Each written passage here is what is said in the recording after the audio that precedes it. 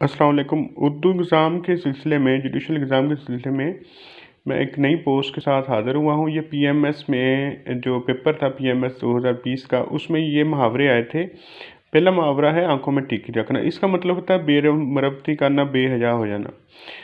तो इसका जुमला जो है कि अपनी बहन से तनख्वाह ना लिया करो, क्यों आंखों पर टिकरी रख रखी है। अब दूसरा है दुकान बढ़ाना। किसी का कारोबार से दस्तबरदार हो जाना, ला तल्लुक़ हो जाना। हस्बे मामूल दुकान बंद कर देना। जब 6 माह तक उसका कारोबार ना चला तो उसने दुकान बढ़ा दी।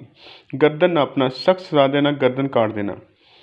इसका ये मतलब है सर कलम कर देना भी इसको कह सकते हैं। पाकिस्तान में रहकर पाकिस्तान की मुखालफत करते हुए करने वाले सब सांपों की गर्दन नापना ज़रूरी है।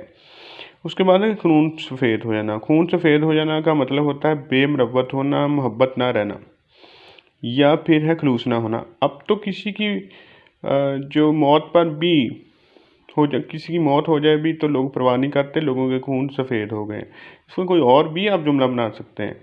ना का बाल होना, इसका मतलब होता है कि बहुत अजीज़ होना। तो उसका तोता उसके नाक का बाल है, उसका फ़लाँ दोस्त उसके नाक का बाल है। ज़मीन का, अब उसके बाद है ज़मीन का गज़ होना।